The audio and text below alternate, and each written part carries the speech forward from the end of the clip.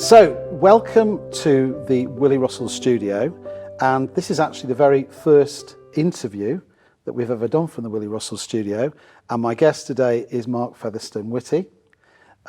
Normally, I should say Mark has the opportunity to talk directly to our students, but because of the pandemic, we currently have restrictions on audience, so we're going to run it as an interview today. And I'm going to be asking Mark some questions about himself, but also about his philosophy of education and his belief about the arts and training for the arts. Wonderful, thank you. So Mark, as you know, is the founder of LIPA, LIPA 419, LIPA Primary School, LIPA Sixth Form College, what will be the new LIPA High School, and before that, the Brit School. So Mark, my first question. Where did your passion for performing arts and education begin?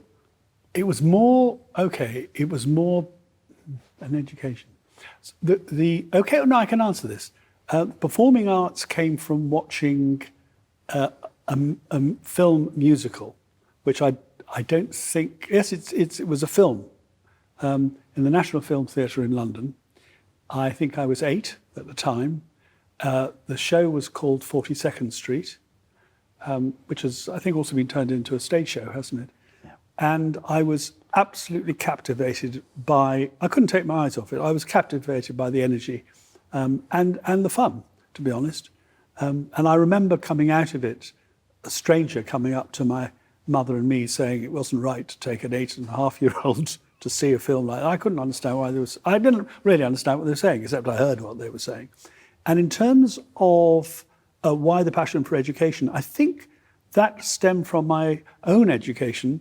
I mean, I had the privilege, I suppose, or it was seen as a privilege, of going to a private school, and it was crap. And I think sometimes you revisit experiences you've had earlier in your life and try and convince yourself there's a better way of doing it. So I became very interested in that. But I also think that the whole focus of, if your life is one which is devoted to learning, it's a wonderful way of spending life. And so it was those two things, I think, Charles. That leads me on to my next question, which is about the Brit School. Yes. So how did you come up with the idea for the Brit School? Well, the Brit School was very strange in that I was going through a phase in my life where I was starting small businesses with friends. And I found this really exciting. It was almost like, Charles, putting on a play, except it was a long-lasting play. Because the thing about the performing arts, a bit like life itself, at some point the show is over and it's gone. And it's an odd feeling, actually, because just as we're sitting here, you know, in 30, well, I don't know, you're a lot younger than I am, but in 30 years we won't be here. And nothing is permanent. I'm told, you know, at some point the sun is going to explode and Earth won't be here either. So everything is temporary, and it gives life a particular taste, doesn't it? God, just imagine if we lived forever. That would alter everything. There was a film, wasn't there, Mark? That really... Sorry. Thank you for drawing me back. This is one of my traits, just wandering off the topic. The film was a 1980s film called Fame, which was about the New York High School for Performing Arts. It was a film, and it was directed wonderfully by a man who's just died this summer called Alan Parker. And a lot of his films, I'd recommend his films to those students listening who haven't seen any of Alan's films, because they are very curiously have a very sort of documentary feel to them.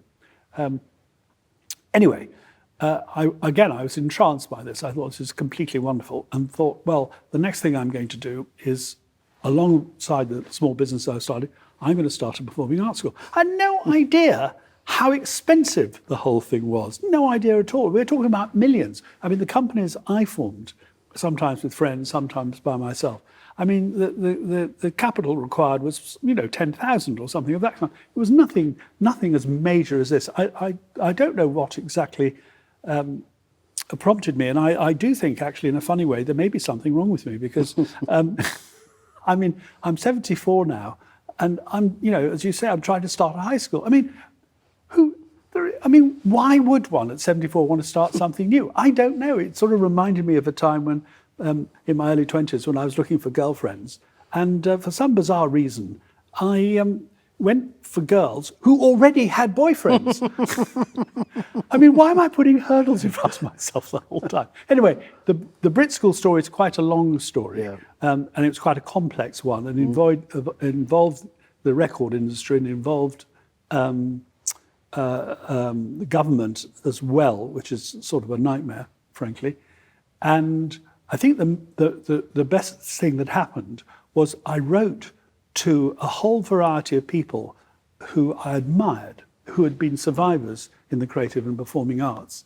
And the one, I just sheer luck, Charles, the one, just one out of all those letters really was extraordinary in terms of how effective it was. And that was when I'm out of the blue. I mean, it's all out of the. I wrote to Charles. I wrote to George Martin, who, for those who don't know, was the producer of the Beatles. And of course, George's stature within the industry, the amount of people he knew was extraordinary. And what he did for the Brit School, he introduced me to Richard Branson. So Richard became, I mean, everybody, when you're starting something fresh and you're having to raise money or you're having to do some kind of appeal, it's very difficult if you're not a known quantity. But if somebody else puts their name to it, they think, oh, well, if Richard Branson's involved, you know, that's quite something. And in terms of LIPA itself, the same thing happened again, quite by chance, because when I was, we'd done the Brit School thing and I'd come up against many obstacles. And then quite by chance, Paul decided he was writing at the time in the mid-80s an oratorio. It was called the Liverpool Oratorio. And a major part of this oratorio was about a young boy, well, it was a young boy growing up in Liverpool anyway, but a major part was this young boy at school. So he decided to come back to his old school, came in with a camera crew one night and reminisce about being a schoolboy and the things that had happened at the Liverpool Institute for Boys, which is where LIPA is now situated. Now, the building at that point was derelict, empty, decaying. And he went back to London and talked to various people. And one of them was George. And George said, well, I'm involved in this thing in London with a chap called Mark Featherstone, Witty. Why don't you two have a chat? So that's how that happened. It was pure chance. I mean, I'm always rather unhappy about when people talk about luck, because I feel that sometimes it means you're not making any effort and it just happens out of the blue.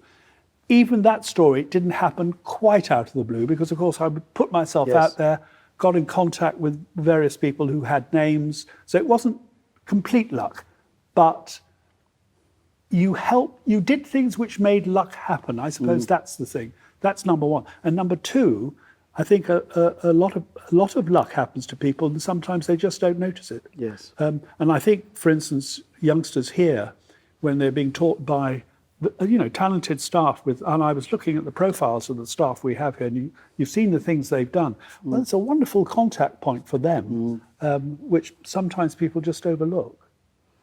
Thank you. Just a thought. Good thing is you've answered my next question. I was just on a personal note just going to say that, and I think I've told you this story before. Oh, go on, Charles. 30 years ago, when I first came to Liverpool, I lived on Canning Street. That's right. Yes. And I used to walk past this derelict, empty, dark building, and it's just... Oh, the Institute building. Yeah. Yes. And even all the art school was quite run down, and it's was. amazing, obviously, what it's become now.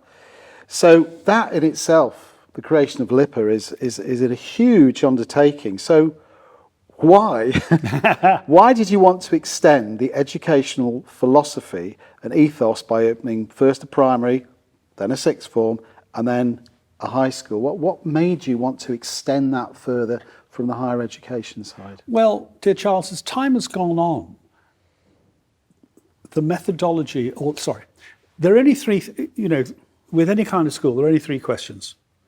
What are you going to teach? How are you going to teach it? And how do you know learning's happened? That's it. Those are the only three things that need to be addressed. And I became greatly enamored with the whole idea of project-based learning, Yep. which is basically learning for a purpose, learning for a reason. Because most of my education had been, this is what I say about trying to make good the things which have happened to you, because most of the stuff I learnt at school is of no real benefit to me at all. I can still recite, even at this point, it must be 50 years later, I can still recite I love in Latin, the present tense. I could probably do the future and the future perfect. But it's never got me a date. Why did somebody think it would be a good idea to teach these young children Latin? I still don't know. So I'm just using that as an example of teaching, I suppose, or learning something for no particular purpose. So the whole idea of project-based learning, I loved it because it was learning for a purpose. B, it was also when we said, has learning taken place? How do we know learning has taken place? Well, we do know that because when we use project-based learning, which we use here, of course, we use in Big LIPA, and we also we'll be using in the high school, there is always some way of experiencing it, be it a portfolio, be it a performance, be it a presentation, but it's always leading to something which is real and something which you can learn from simply doing that particular activity as well. So I was devoted to that. Now, what's interested me, Charles, is that it can be applied at every level of education.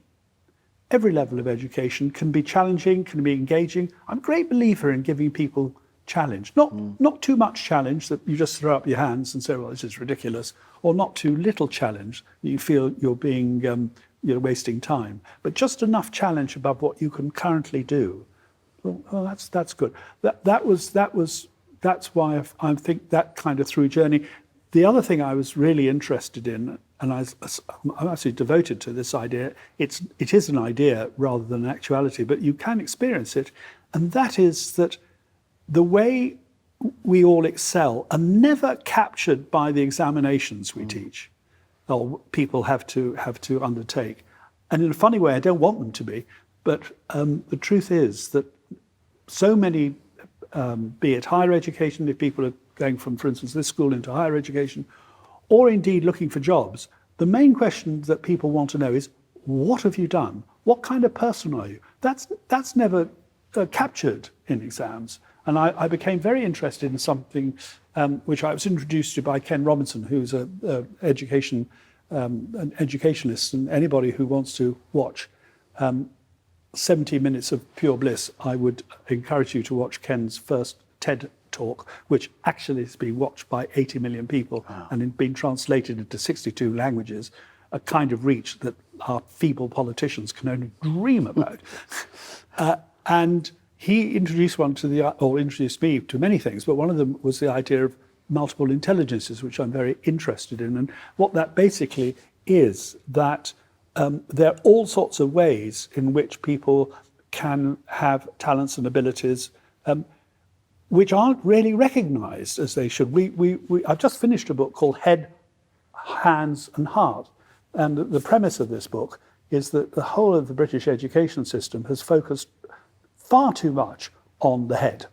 That is cognitive thinking, deductive reasoning, and so on. It is not concentrated, and we can look at, you'll agree with this, you look at the lack of status given to jobs done by hands, by man. It's absurd, and we still haven't got it right as a nation. And of course, the other thing, the heart thing, is phenomenally important, because without some kind of, let's talk about intelligence, some kind of emotional intelligence, sometimes I talk about emotional intelligence, and I sort of say, well, which jobs would benefit from emotional intelligence? And of course, we get the usual nurses, the doctors, the teachers, and social workers, and so on. But actually, if you don't have emotional intelligence, you can't form a relationship with anybody. No. So it's an essential, which, again, doesn't get covered. I could go on, couldn't I? No, it's absolutely, no, it's fascinating.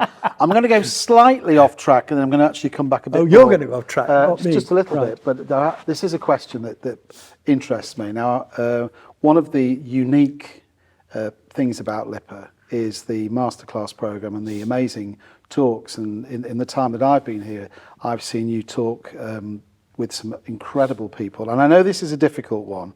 So in some respects, this is quite a personal one from me. I mean, who Who have you enjoyed speaking to most, and why, out of those guests you've spoken to on the stage? I know it's difficult. That is so hard. Actually, no, it isn't. I've now come to think of it. Not as hard, no.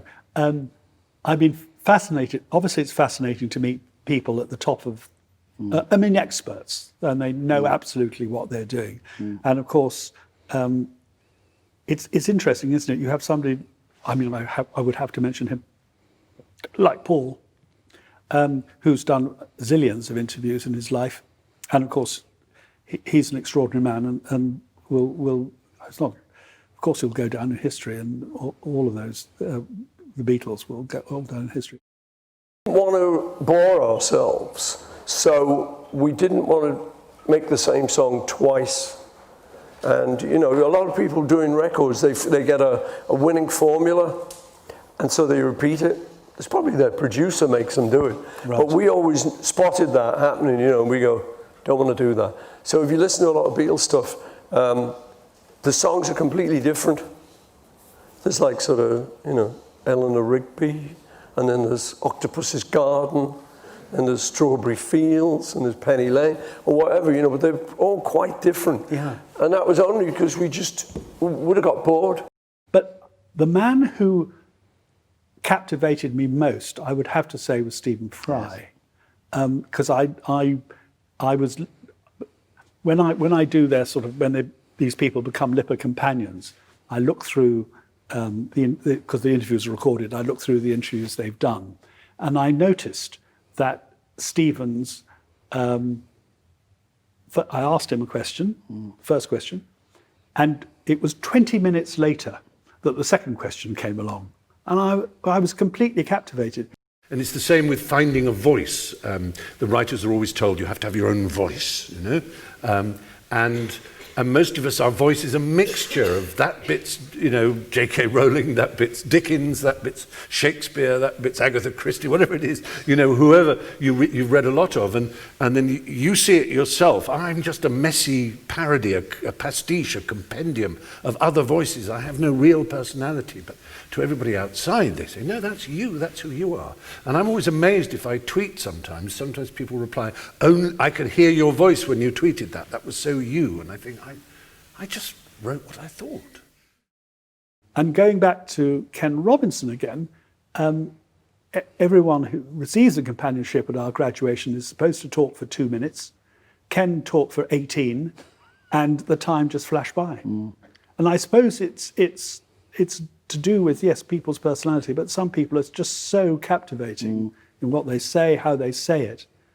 You could listen to them for hours. So that would be my answer. Did you've been to a few, Charles? Yes, I saw Stephen Fry, and the other thing, it was wonderful, but the relationship that he had with the students. With the audience, yeah. He received a I remember seeing Paul getting a massive ovation, but there was a deep ovation and a deep relationship between the audience and Stephen. There was something very, very, very personal and genuine. It was quite incredible, and it felt really.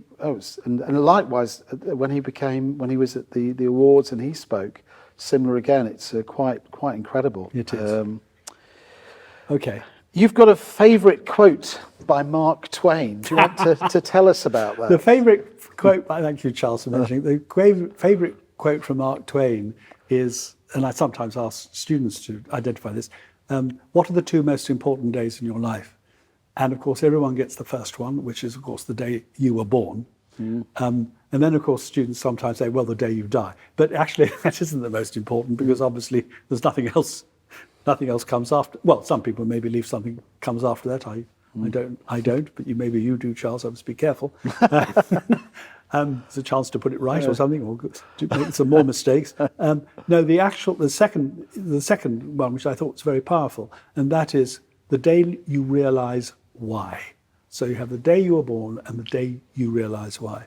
And I think one of the most wonderful things that can happen in life, and I hope will happen to our students here, is, and that to some extent they probably do already, because that's why they're already here, but you get involved in something in your life which makes, or an occupation in your life that makes life worthwhile. And that's what it means. And it's a very easy test, and you can test yourself on this. And the test is simply this: you lose track of time. And that means you are completely absorbed by what you're doing. And I think if you can get completely absorbed by something you love doing and you're good at, they're not the same, because you may love doing something and be frankly fairly crap at doing it. Or you may do something very well and not enjoy doing it.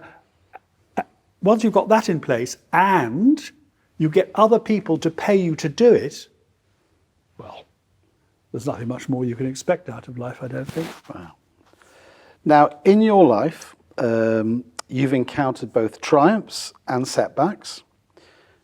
Why is failure important? I think failure is not just important, I mean, it's essential. Essential. It's essential, because without failure, you simply don't learn. You would just be going around repeating yourself, which is kind of slightly pointless. So failure is essential. I mean, I was brought up in an age where failure was, well, it was seen as something which was, bad. I think I keep on trying to emphasize this, Charles, because I think hopefully in this age, failure is seen as something very positive. And we've got a quote actually up in the sixth form here from Sam Beckett, which says, fail better, fail better. I mean, failure is, and the thing is not to be disheartened by it. I occasionally show people, I just find it quite entrancing to watch, what's it called, figure skaters in the Olympics. I don't know why. It has an element of dance about it, it has an element of gymnastics about it, but they seem quite surreal, the way they just float over these large distances.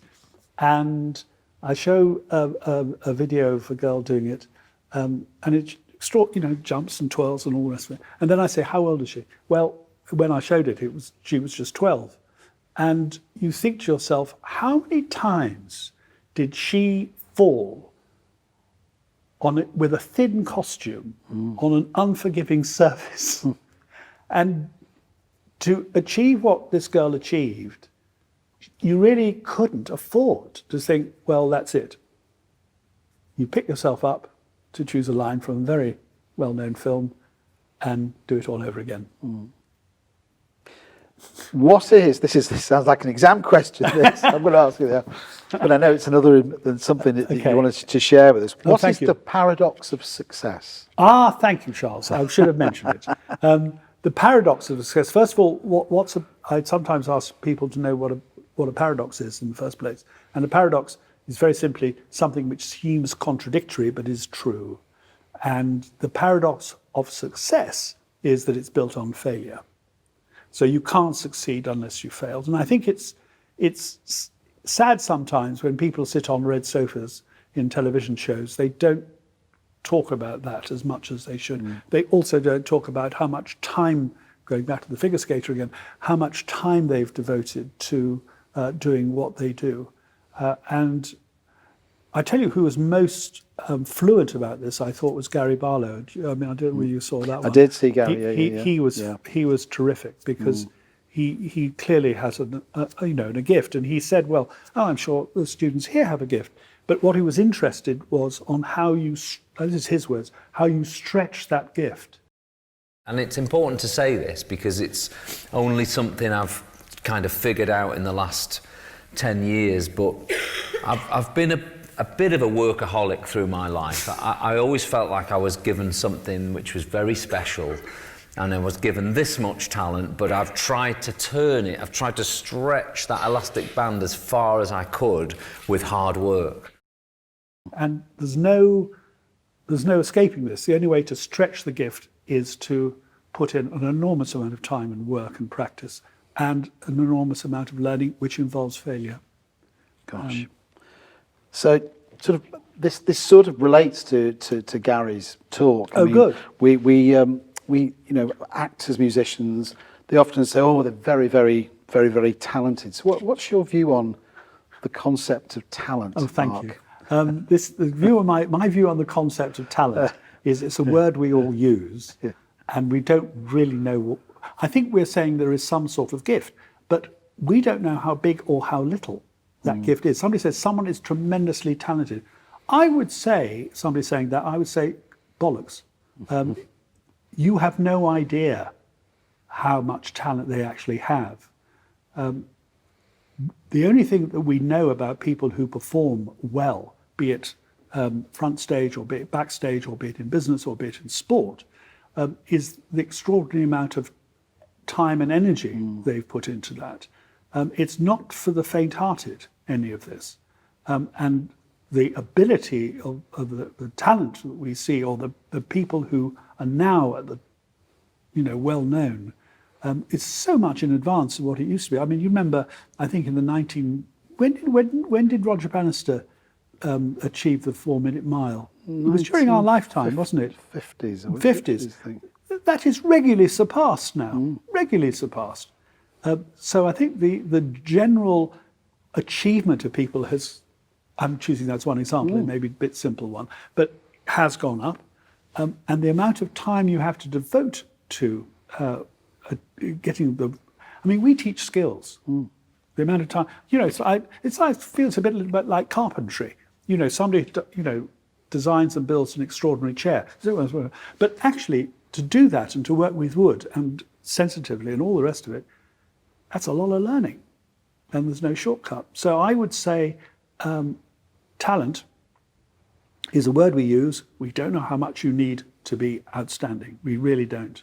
But what we do know is the amount of time you devote has to be significant, and also you always need to go one better. So whatever you find hard to do, you must be able to do that easily, and then take it up a level, and then take it up a level again. And not many people want to do that. No. Most people reach a kind of, and it's true of us as adults, we reach a kind of acceptable level, and we'll never get sacked, and it's fine. But it's very noticeable the people who think, well, fine, but I want to go above that. I want to go above that. Those are the people, they're rare. So I'm now moving. Is that all right? It's absolutely fine. I'm now going to move just to my it's gone around very quickly, my final question. Oh, good heavens. What advice would you give to our students here at LIPA Sixth Form College, both obviously the students now and also those moving towards progressing to institutions such as LIPA and their future careers? If you could give them some advice about what they're doing now and for the future, what would it be? It would simply be, Charles, I mean, it's sort of repeating one of the things I said a bit earlier, and that is that places, if people are going on to further training, and I mean, some people go from here straight into jobs, or they may take years out, and there may be all sorts of things people do. But if they're going on to further training, the thing that interests us most, when I say us, I mean virtually the whole sector, is what have you done? And hopefully you've done it to a reasonable enough standard, and let's see the standard you've reached, because everyone is auditioned, everyone is interviewed. So when you had the fiasco over exams this summer, for instance, it didn't really matter, because we're not that interested really in, I mean, people at LIPA Sixth Form do, phenomenally well with their BTEC results. I mean, just, we're very pleased about the year before last, and blow me down, the last year was even better. We don't know how far this can go, really, do we, Charles? But nevertheless, when you roll up, if you're a designer, they'll want to see your portfolio. If you're an actor, they want to see you act. If you're a drummer, they want to see you drum. If you're a lighting designer, they want to know what you've lit. So it's fundamentally built on what skills do you have. And I would say to youngsters here, engage yourself, of course, with as much as you can within the LIPA Sixth Form. But if you're doing stuff outside, great as well. Mark, it's been an absolute pleasure speaking to you. You sweetheart. Thank you very much. Thank you, dear Charles. Cheers. It's been a pleasure too.